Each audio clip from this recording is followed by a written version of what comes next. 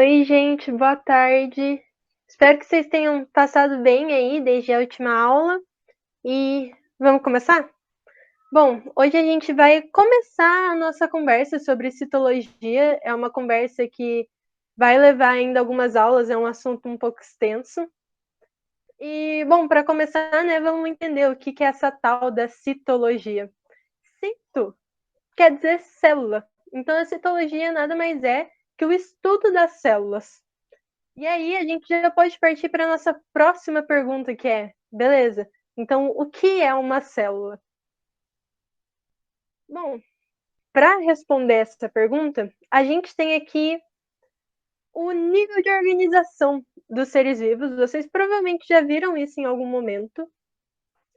E aí o que a gente tem é aqui. A gente começa com um átomo, um conjunto de átomos vai formar uma molécula, um conjunto de moléculas forma organelas. E um conjunto de organelas, essas organelas funcionando juntas, elas vão formar uma célula. Logo, esse conjunto de células forma um tecido, um conjunto de tecidos forma um órgão, um conjunto de órgãos forma um sistema e um conjunto de sistemas forma um organismo. Então, a gente vai ter que a célula, ela é a unidade básica da vida, ela é a menor unidade da vida, a unidade fundamental. E aí você pode me perguntar, mas poxa, eu tenho coisa antes da célula, então por que eu digo que a célula é a menor unidade? A célula é a unidade fundamental. A gente vai dizer que ela é essa unidade fundamental porque, pensa comigo, átomo, tudo tem átomo. Molécula, tudo também tem molécula. A pedra tem molécula e ela é um ser vivo?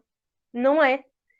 As organelas, elas sozinhas também elas não são um ser vivo, elas juntas, trabalhando juntas, elas formam uma célula. E a célula é a partir desse momento que inicia a vida, que começa a vida. Então, uma célula sozinha é ser vivo? A gente já viu que existem seres unicelulares formados por uma célula só. Então, aí é por isso que a gente vai chamar ela justamente de unidade básica fundamental de todo ser vivo. Então, todo ser vivo tem célula? Sim. Todo ser vivo tem célula. E aí, uma discussão que a gente não vai entrar nela, a gente vai só dar uma passadinha por cima, que é vírus não tem célula. Vírus ele não é formado de célula, então ele não é considerado um ser vivo. Ele é acelular. Então, só para, só para ter isso em mente mesmo. E aí, a gente vai ter os nossos tipos de célula. A gente tem jeitos que a gente pode classificar essas células. Primeiro, a gente pode classificar considerando agrupamento. Unicelulares, a gente já até falou sobre isso um pouquinho também na última aula. Unicelulares são aqueles seres formados por uma célula só. Ela sozinha é o organismo, ela é o ser inteiro. Pluricelulares são as células que elas vão se combinar para formar um organismo. Então, é um organismo com várias células. A gente pode fazer essa classificação também considerando a fisiologia. Uma célula pode ser autotrófica. O que é uma célula autotrófica? É uma célula que ela não precisa tirar os seus nutrientes do ambiente. Ela é autossuficiente. Por outro lado, uma célula heterotrófica, ela é uma célula que ela precisa absorver esses nutrientes do ambiente de algum jeito. Ela não é autossuficiente em relação à nutrição dela. E aí a gente vai ter que as células autotróficas vão ser aquelas que vão realizar a fotossíntese e a quimiossíntese. E o resto vão ser as heterotróficas. E aí, por último, que a gente vai acabar dando mais enfoque hoje, é considerando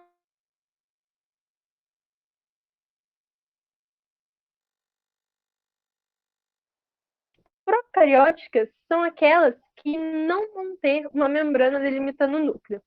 E as eucarióticas vão ser aquelas que vão ter, sim, uma membrana delimitando o núcleo, ok? Tanto que o nomezinho cariótica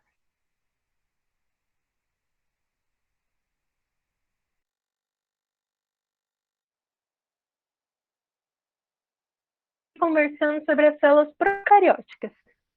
O mais básico, assim, que a gente precisa saber sobre essas células, elas não têm núcleo definido.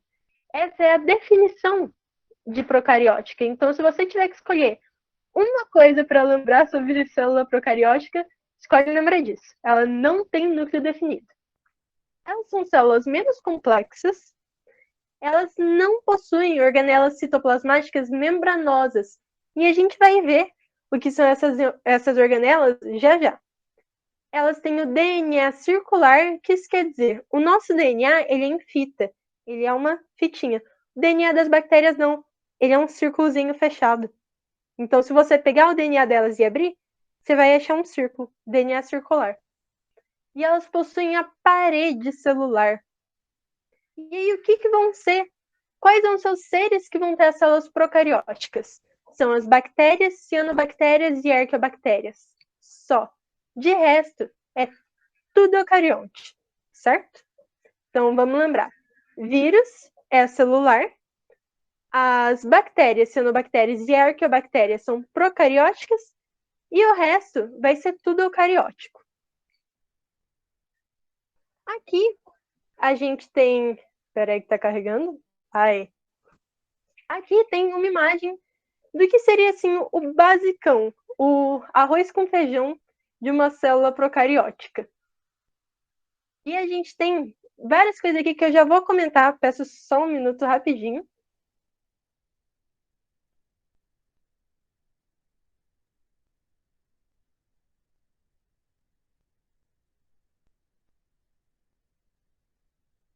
Pronto, gente, voltei, desculpa. Não foi nada, que isso. Então, e aí aqui a gente vai ter alguns componentes básicos, assim, da célula procariótica. Vamos começar aqui pelo que tá esse aqui. Ele é o que a gente vai chamar de parede celular. A parede celular, ela vai ficar ali por fora da membrana. Ela vai ser a nossa primeira camadinha. Ela é mais resistente e ela vai dar o quê? Ela vai dar proteção, resistência e sustentação para essa célula. Então, ela vai definir ali o formatinho da célula. Só um minuto.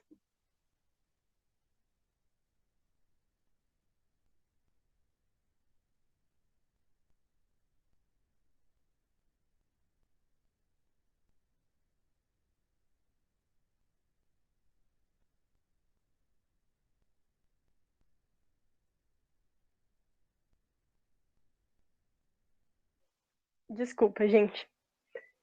Então, voltando, a parede celular, ela vai ser ali a nossa camada mais externa e ela vai dar proteção, resistência e sustentação para essa célula. Por dentro ali da parede celular, a gente vai ter, aqui olha, a membrana plasmática.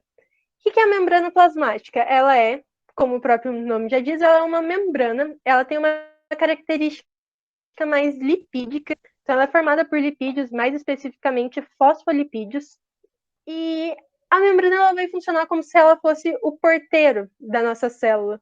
Então é ela que vai me dizer o que entra e o que sai da célula. Nada entra ou sai na célula sem passar pela membrana, e é ela quem vai tomar essa decisão, se aquilo vai entrar ou não. E a gente vai chamar essa característica da membrana de poder decidir o que entra e o que sai de permeabilidade seletiva.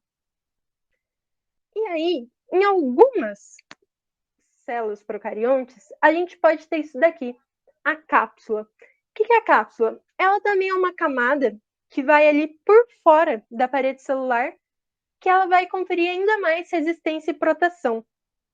Ela pode estar presente ou não, tá? Não vão ser todas as células procariontes, não vão ser todas as bactérias que vão ter essa cápsula, mas ela vai estar presente sim em algumas relevantes.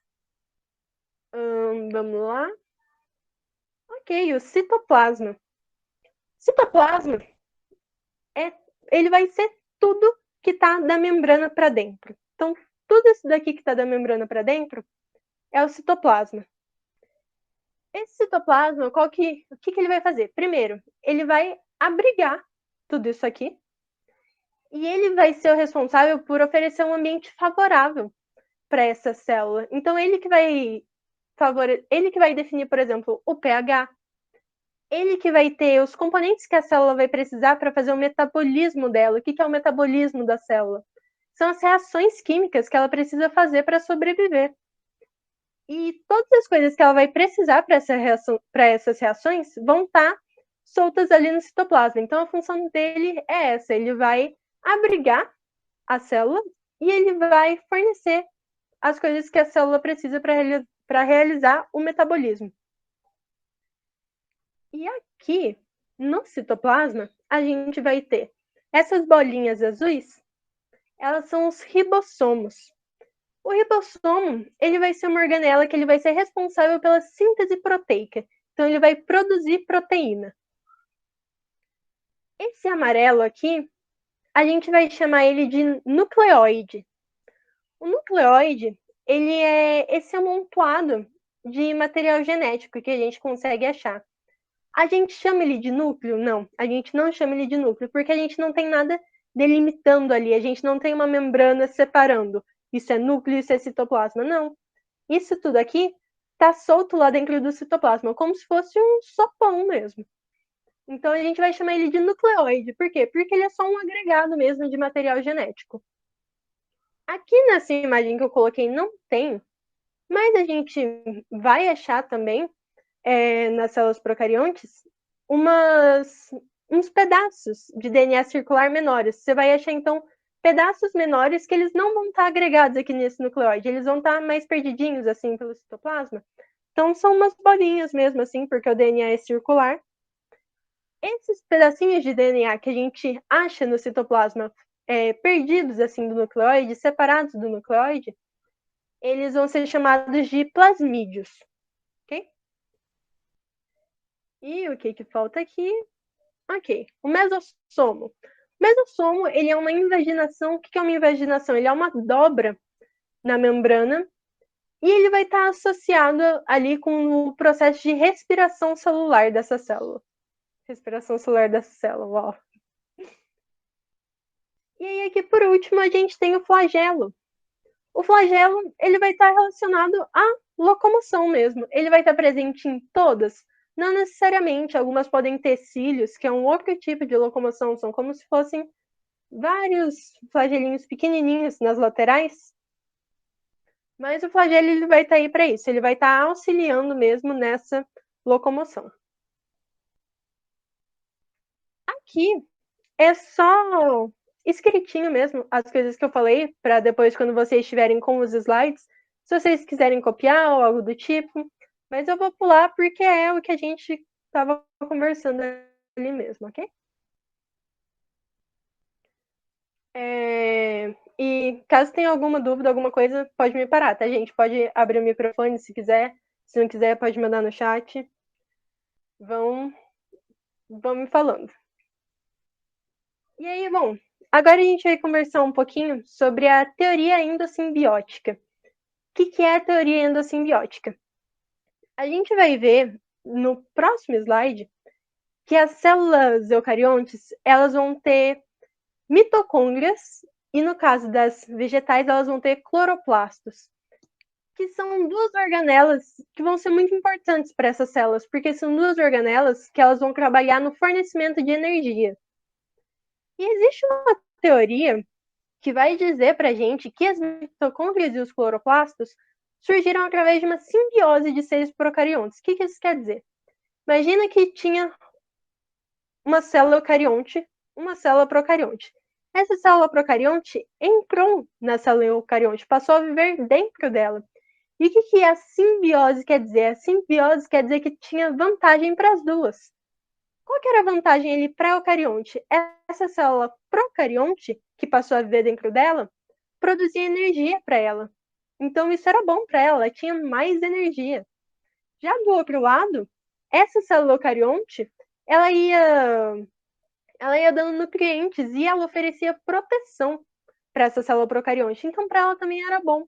Então era uma relação ali era uma via ali de mão dupla. As duas ganhavam. É uma teoria, mas tem algumas evidências que vão comprovar essa teoria, né? A teoria de que começou assim com um procarionte vivendo dentro de um eucarionte numa simbiose e depois com a evolução e tudo mais acabou se tornando essas organelas que a gente conhece hoje, que são os cloroplastos e as mitocôndrias. E algumas coisas que vão apoiar essa teoria são a primeira, é que tanto as mitocôndrias quanto os cloroplastos, eles vão ser muito parecidos morfologicamente, ou seja, de aparência mesmo, geneticamente e bioquimicamente com bactérias. Então a genética deles vai lembrar a genética de bactérias, a bioquímica, o jeito que elas se comportam, o metabolismo mesmo deles vai lembrar as bactérias também, e o formato, o tamanho. E aqui, a segunda, e provavelmente a mais importante, que é, eles têm uma membrana dupla, DNA próprio e capacidade de autoduplicação. O que isso quer dizer? Membrana dupla. Pensa comigo. A organela em si, ela já tem uma membrana. Mas as mitocôndrias e os cloroplastos, elas têm duas. É como se eles já tivessem uma membrana deles, mais a membrana da célula. Então é realmente como se algo que já tivesse uma membrana tivesse entrado na célula. Elas têm DNA próprio, você tem o seu DNA que está lá no seu núcleo. Mas o DNA que está no seu núcleo, ele não é o mesmo que está na sua mitocôndria. Ela tem um DNA que é dela, é próprio. E a capacidade de autoduplicação é, eles conseguem se duplicar sem precisar de uma ordem do núcleo. A gente vai ver que quem vai ser a central de comando da célula é o núcleo, é ele que vai mandar. Mas os mitocôndrias e os cloroplastos, eles não precisam dessa ordem do núcleo para se duplicar. Eles fazem isso eles por eles, como se eles pensassem com a própria cabeça. Deu para entender?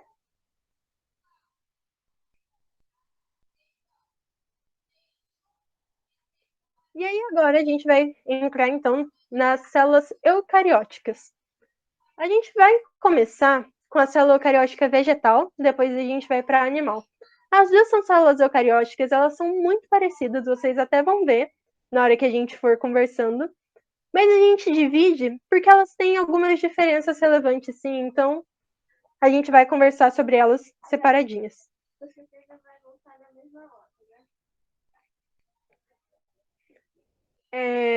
Bom, então, a célula eucariótica vegetal, ela é muito parecida com a animal. Ela possui núcleo definido. É essa a definição de eucarionte. Então, de novo, se for para você escolher uma coisa só para você gravar de célula eucarionte, o que você vai escolher? Você vai escolher gravar que ela tem núcleo definido, que ela tem carioteca.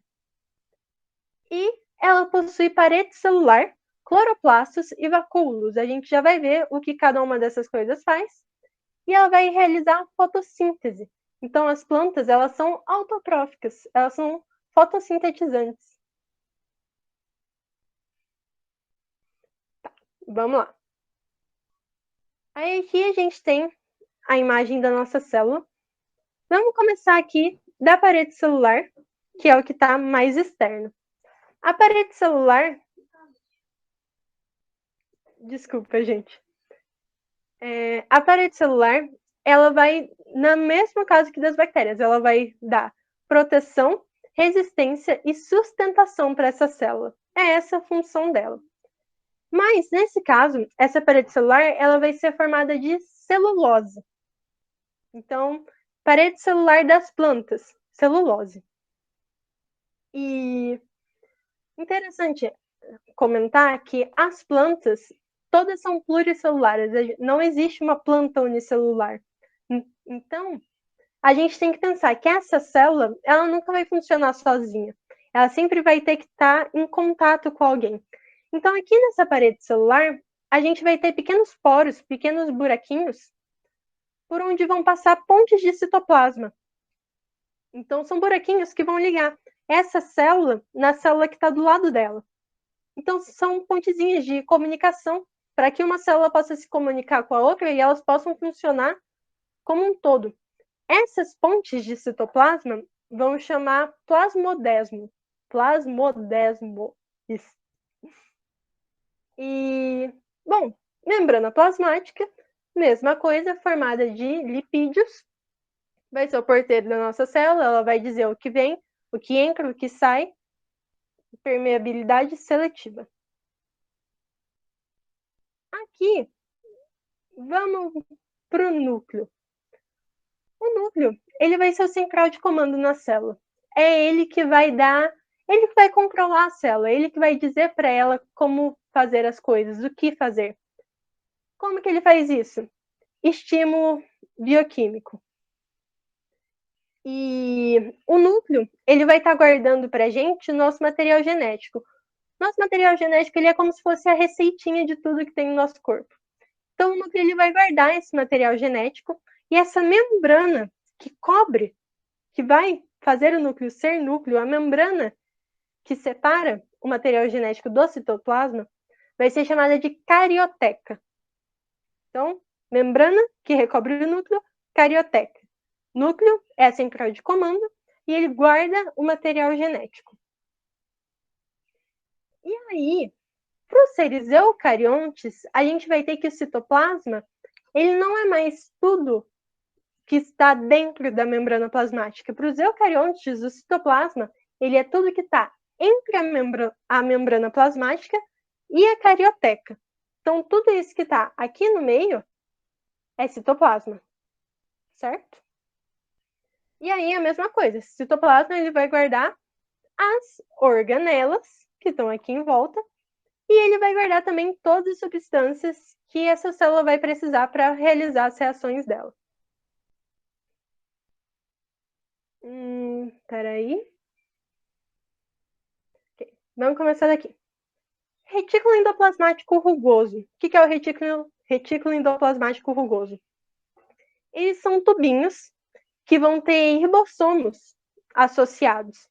Então, ele também vai estar participando ali do transporte e da síntese de proteínas. Quem faz a síntese é quem? Os ribossomos que estão lá associados a ele. Mas, então, ele vai estar associado aí a essa síntese de proteínas. E aqui nessa imagem não tem, mas a gente vai ter também o retículo endoplasmático liso. Qual que é a diferença do liso e do rugoso? O rugoso, ele tem ribossomos associados. Ribossomos são essas bolinhas aqui. O liso, ele não tem, por isso que a gente vai chamar ele de liso. E o retículo endoplasmático liso, ele vai estar associado aí com a desintoxicação dessa célula e a produção de lipídios, certo? Aqui a gente vai ter o cloroplasto. O cloroplasto é onde a gente vai achar a tal da clorofila. Então é ele que vai ser responsável pelo processo de fotossíntese. A gente tem o complexo de Golgi. O complexo de Golgi, ele vai ter algumas funções. Ele pode sintetizar alguns polissacarídeos. E o que são polissacarídeos? Polissacarídeos é um polímero de monossacarídeos, ou seja, é um carboidrato, ok? Então, complexo de Golgi, ele pode sintetizar alguns polissacarídeos, então alguns carboidratos. E o que ele vai fazer também é armazenar, modificar e exportar algumas proteínas. Então, o que isso quer dizer? Armazenar, guardar ali dentro dele. Ele também pode modificar, às vezes quando uma proteína sai do ribossomo ou quando ela sai do retículo endoplasmático rugoso, ela ainda não está pronta, ela não está funcional. Porque às vezes ela precisa ter um carboidrato associado a ela, ou às vezes precisa mudar alguma coisa de posição. E quem vai fazer esses ajustes finais para a gente na proteína vai ser o complexo de Golgi. Você também pode ouvir chamar ele de aparelho de Golgi. E ele vai meio que mandar as coisas para fora. O que ele vai fazer? Ele coloca as proteínas em vesículas. E aí, com essas vesículas, ele pode fazer várias coisas. Às vezes, é algo que você precisa mandar para fora da célula. Então, ele vai colocar na vesícula e ele vai mandá-la para fora. Às vezes, é uma coisa que precisa chegar em outra organela. Ele coloca numa vesícula e manda para fora. Por que colocar em vesícula? Porque se isso entra em contato com o citoplasma, pode começar a ter reação, já pode começar a agir. Tem um monte de substância que vai estar dissolvida ali no meu citoplasma. Então, eu não posso sair jogando toda a proteína que eu produzo lá. Senão, eu posso sair tendo um monte de reação que eu não queria ter. Então, para isso, a gente vai estar sempre trabalhando com as vesículas. Como se ele fosse um correio que vai envelopar e mandar as coisas. Os ribossomos, como eu já disse, são associados ali com a produção de proteínas. Aqui a gente tem o vacúolo. O que é o vacúolo? Ele é um espaço na membrana, como se fosse um buraquinho ali mesmo na membrana, e ele pode armazenar as coisas. Então ele vai estar muito relacionado com a concentração de água da célula. Se tiver água demais no citoplasma, o que faz? Deixa vazar para o vacúolo. E nisso ele também vai acabar ajudando na regulação do pH dessa célula. A gente tem a mitocôndria. A mitocôndria ela vai estar associada a dois processos muito importantes. Primeiro, respiração celular. Segundo, produção de energia. Então, para fazer tudo isso que essa célula faz, que esse organismo faz, ele precisa de energia. Quem vai produzir essa energia para a gente é a mitocôndria. E aqui, por último, o peroxissomo. O que é o peroxissomo? Ele é uma vesícula que tem várias enzimas oxidativas dentro dele. Então, ele vai fazer esse processo mesmo de oxidação de algumas coisas que estão na célula. Coisas que estão ali no citoplasma, mas a célula não precisa mais. Ele vai lá, ele vai fazer esse processo de oxidação e ele vai meio que fazer essa limpeza na célula. E por que ele chama peroxissomo? Ele vai ter esse nominho porque na célula no geral, nos processos que vão acontecer ali dentro, muitas vezes acaba liberando peróxido de hidrogênio. E o que é o peróxido de hidrogênio? É o que a gente vai conhecer como água oxigenada. Isso é tóxico para a nossa célula. E o peroxissomo, ele vai ter uma enzima que vai inativar, entendeu? Essa água oxigenada, vai transformar em hidrogênio em água. Então, por isso o nome peroxissomo, por causa do peróxido de hidrogênio. Aqui é a mesma coisa.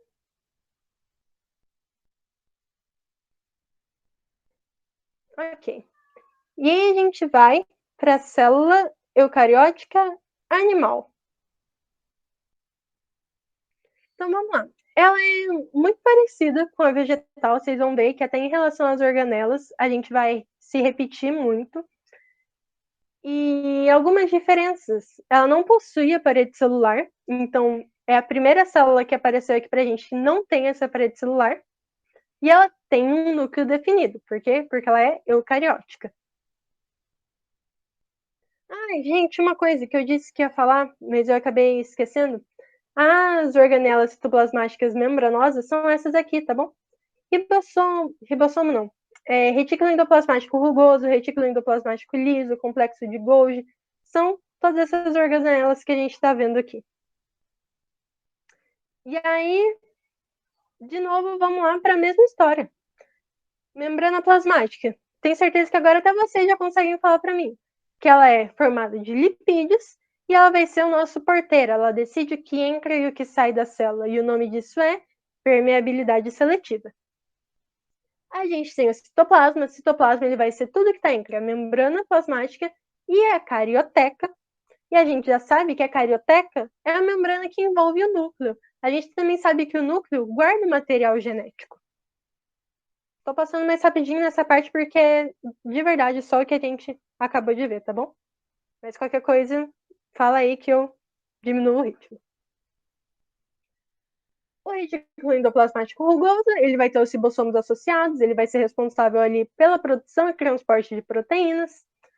O peroxissomo, a gente acabou de conversar, ele vai ter essas enzimas oxidativas. O retículo endoplasmático liso, aqui ó, a gente tem uma imagenzinha dele. O retículo endoplasmático rugoso e liso, eles vão ser sempre assim, muito parecidos em representação mesmo, tá?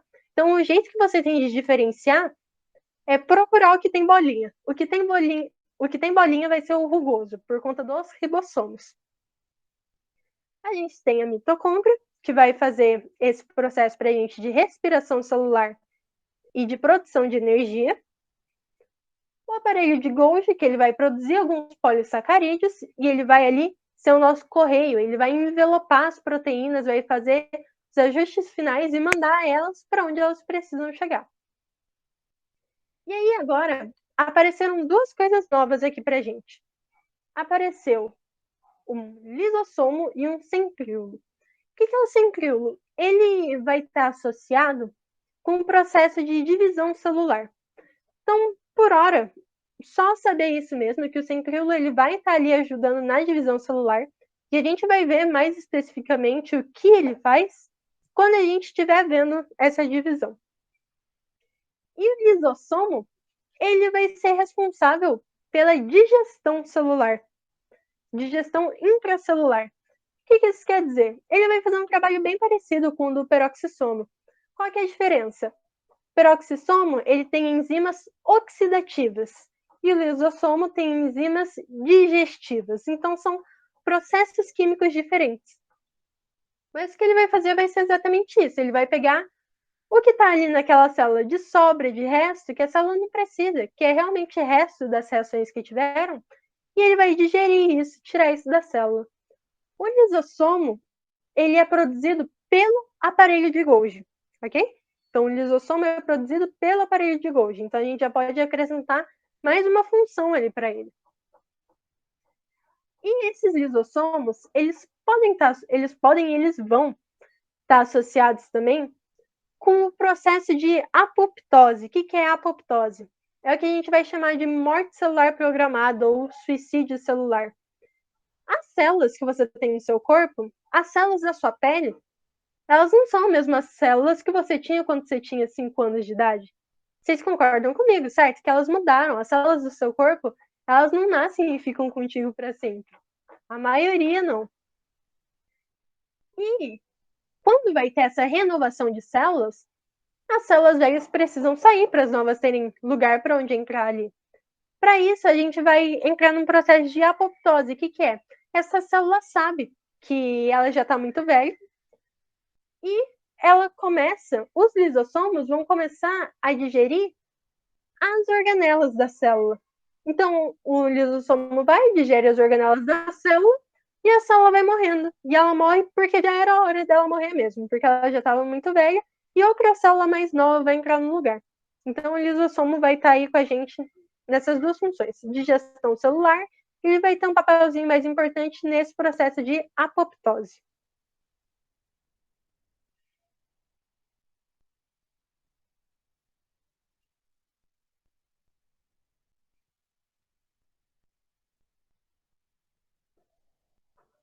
Tá, certo.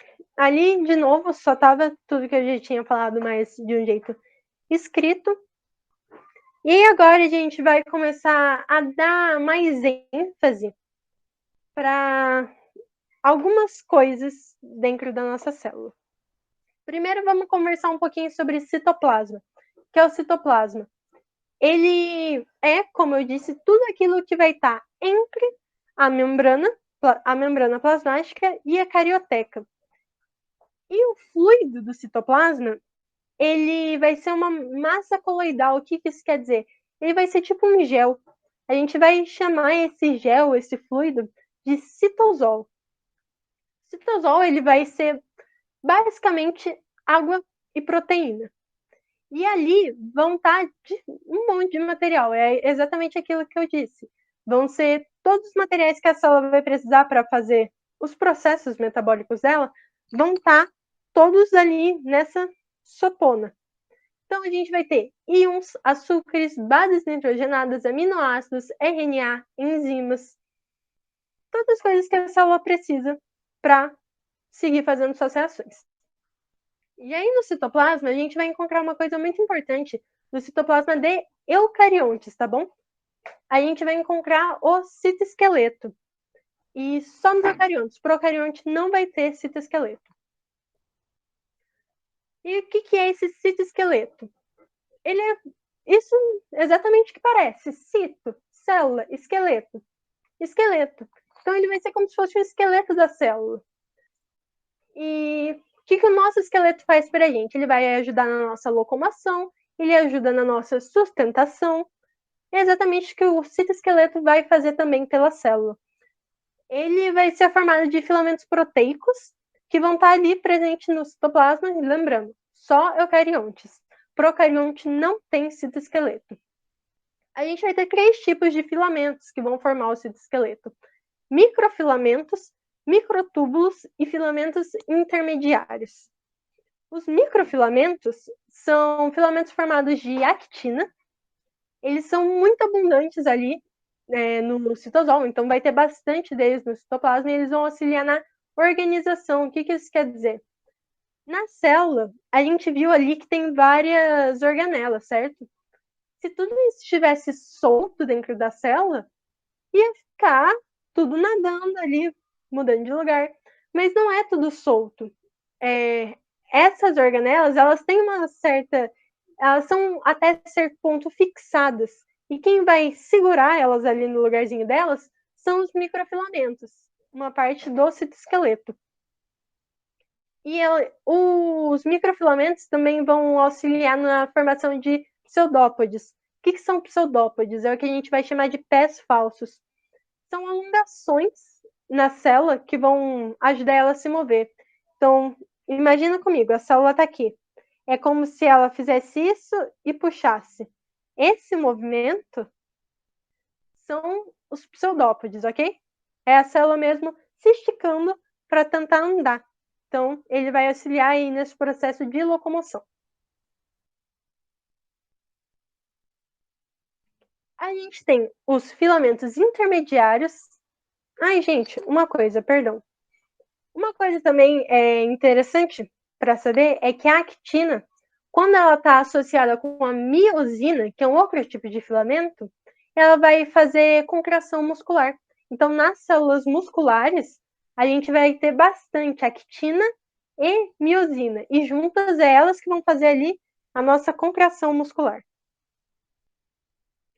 Agora sim, os filamentos intermediários eles vão ser formados principalmente de queratina. E o que eles vão fazer? Eles vão adicionar resistência às adesões celulares. O que isso quer dizer? As nossas células, elas estão todas aqui, elas precisam funcionar juntas. E para ajudar nesse processo, o citoesqueleto ele vai como se fosse prender uma célula na outra. Isso que é a adesão celular. Então, o citoesqueleto, os filamentos intermediários, mais especificamente, vão ajudar ali uma célula a se prender na outra. Tem várias maneiras de fazer isso, mas no momento não cabe. Microtúbulos, eles vão ser umas estruturas cilíndricas formadas por tubulina. Então, eles vão ser como se fossem canudinhos mesmo. E a principal função deles vai ser ajudar ali na divisão celular. E, novamente, a gente vai ver mais especificamente mais pra frente. Então, eles formam os centríolos, que a gente viu que era a organela lá, que vai ajudar a gente nessa divisão celular. Os cílios, perdão, os cílios e os flagelos. Então, é o microtúbulo que vai formar os cílios e os flagelos. A gente viu lá atrás que os procariontes, né, tem flagelo, e a gente não chegou a comentar de flagelo nos eucariontes. Eucarionte vegetal, realmente, não tem nem cílio nem flagelo. Mas célula eucarionte animal pode apresentar cílio e flagelo, sim. As nossas células aqui da traqueia, elas têm cílios que vão ajudar a empurrar o muco para baixo. E os espermatozoides, eles têm flagelo, né? Justamente para eles poderem nadar, se locomover. Então, não é obrigatório, não são todas as células que vão ter, mas nas células animais a gente pode sim encontrar cílios e flagelos, e eles são formados pelos microtúbulos, certo?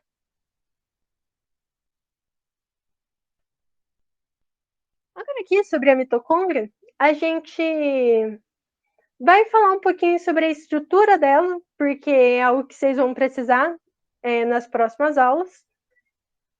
E aí, vamos lá. A gente já teve uma conversinha que ela é muito importante pela função dela, certo? Ela realiza a respiração na nossa célula, ela produz energia. Então, ela é muito necessária para a sobrevivência dessa célula. E aqui a gente já tinha visto também que uma das características dela é ter uma dupla membrana, ou seja, ter duas membranas. A gente vai chamar uma membrana de membrana externa, é essa daqui, que está por fora, e a gente vai ter uma membrana interna, é essa aqui mais laranjinha, que está por dentro. A membrana externa, ela é lisa. Então, ela é só o formatinho ali, bonitinho, fechou. A membrana interna, não. Ela é cheia de dobrinhas, vocês estão vendo? Que ela faz várias curvinhas aqui. Essas dobras, cada uma dessas dobrinhas aqui, olha, desses espacinhos, a gente vai chamar de crista. Okay? Então, são as cristas mitocondriais. E a matriz, ela vai ser tudo que estiver aqui dentro da membrana interna. A matriz da mitocôndria, ela vai ser esse fluido que tem enzimas, ribossomos, RNA.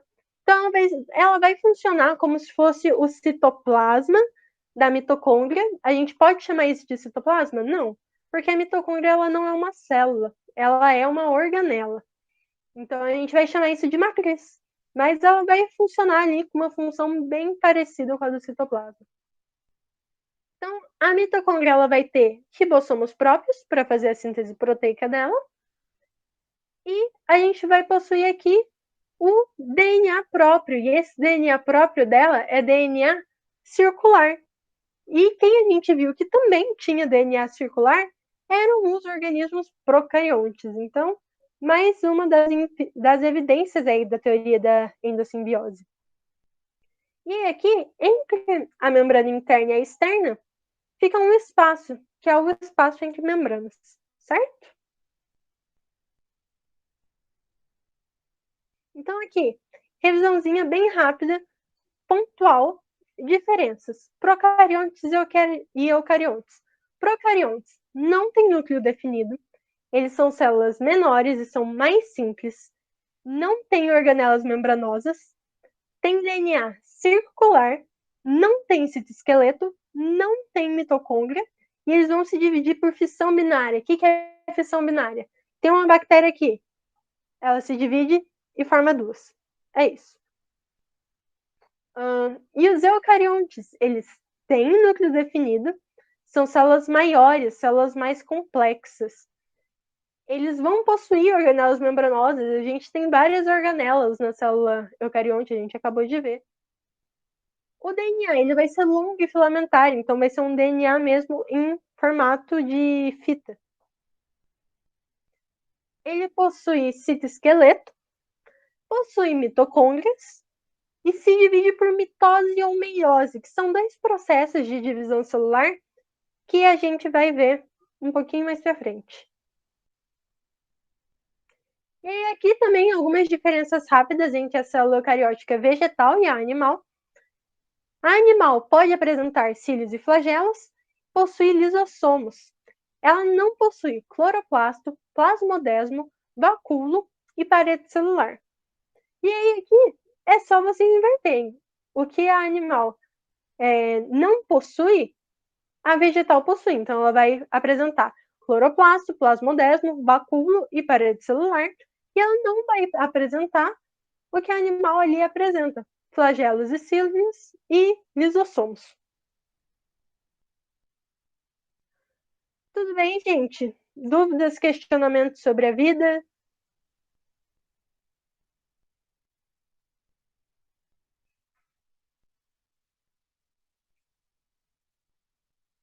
Bom, se tá tudo certo, então vamos para algumas questõezinhas? Então, vamos lá. Considere o texto a seguir. As células calciformes do intestino secretam muco e que é constituído fundamentalmente por glicoproteínas. A parte proteica do muco é sintetizada e a polissacarídica. Para completar o texto corretamente, 1 e 2 devem ser substituídos, respectivamente, por. E aí, vamos lá, vamos pensar um pouquinho sobre essa questão, analisar alternativa por alternativa.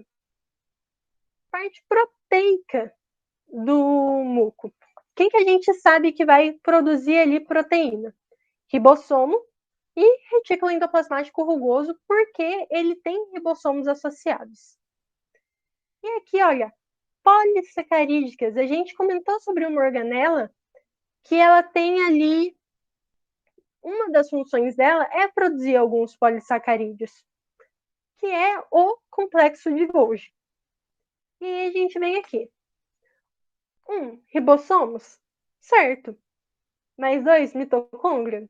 Não, mitocôndria não tem nada a ver com polissacarídeo. Mitocôndria também não tem nada a ver com as proteínas. Mas aqui o complexo de Golgi, certo. Complexo de Golgi, ele vai produzir proteína? Não, ele vai modificar. Mas ele não produz, ele não sintetiza proteína. É a mitocôndria aqui de novo. Nada com nada. Retículo endoplasmático rugoso e complexo de Golgi. Então a gente vai ter aí que a resposta certa vai ser a alternativa D. Certo? Essa relativamente fácil, né? Só você saber mesmo, ter em mente qual a função de cada organelo que dá para ir indo.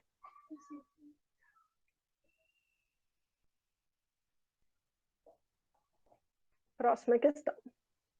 Uma das hipóteses mais amplamente aceitas na biologia considera que mitocôndrias e cloroplastos se originaram de uma relação mutualística entre procariotas e eucariotas primitivos. Qual das seguintes observações constituiria evidência correta para apoiar essa hipótese? Letra A. As mitocôndrias são responsáveis pela respiração e os cloroplastos pela fotossíntese. Letra B. Mitocôndrias e cloroplastos apresentam ribossomos, que são responsáveis pela síntese proteica. Letra C. Cloroplastos e mitocôndrias são organelas membranosas presentes no citoplasma da célula. Letra D. Essas organelas apresentam enzimas responsáveis por reações de oxidação e redução de moléculas. E letra E. Tanto mitocôndrias quanto cloroplastos apresentam DNA circular, distinto do DNA do núcleo. E aí vamos lá. Se a gente for analisar apenas as afirmativas aqui, a gente vai ver que todas estão certas.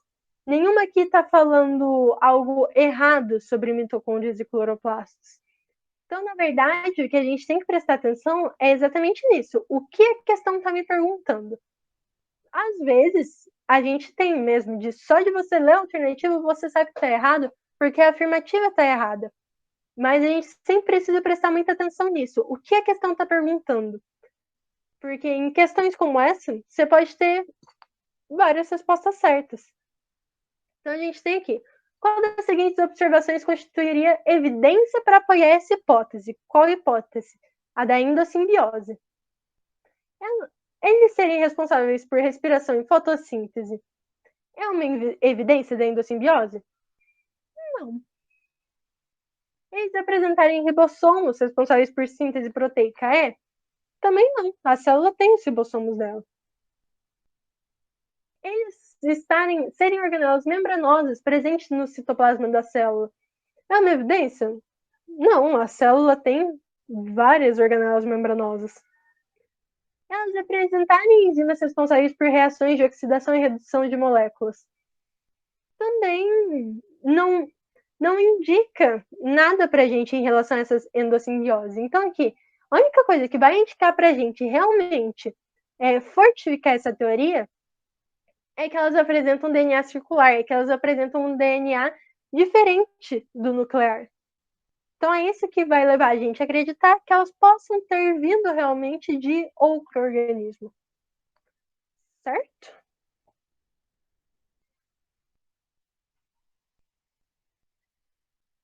Chama-se citoesqueleto a rede de proteínas filamentosas envolvidas em dar forma e movimento à célula. Não estão relacionadas com o citoesqueleto. Microtúbulos e microfilamentos. A gente já sabe que os dois são tipos de citoesqueleto, então a gente já exclui essa alternativa. Cílios e flagelos. A gente lembra que os dois são formados por microtúbulos, então eles também estão associados. Ciclose e movimentos ameboides. Movimentos ameboides é justamente aqueles movimentos dos pés falsos. Então, a gente sabe que eles também estão associados. Eles vão estar associados lá com os microfilamentos. Peroxissomos e mitocôndrias. Vamos pular essa. E aqui, desmossomos e centríolos. Os centríolos, a gente já sabe que eles estão associados ao citoesqueleto, então só por ele já daria para eliminar essa alternativa. A gente lembra que eles vão ajudar ali na divisão celular. E desmossomo, ele é um tipo de adesão celular. Então, ele é um dos jeitos de manter as células unidas. E a gente também lembra que quem mantém as células unidas, quem ajuda nessa adesão celular, é o citoesqueleto. Então, a gente vai ter aqui peroxissomo e mitocôndrias, que não estão diretamente relacionadas ali com o citoesqueleto. Tudo bem com as questões?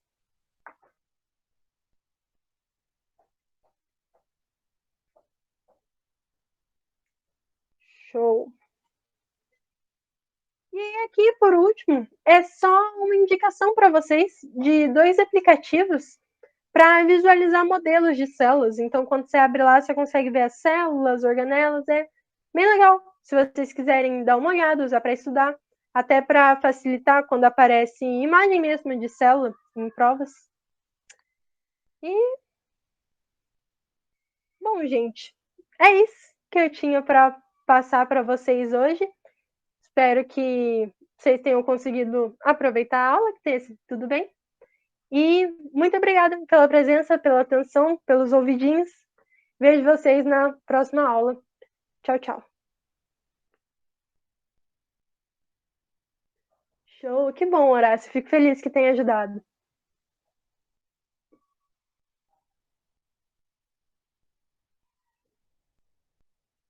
Tchau, tchau.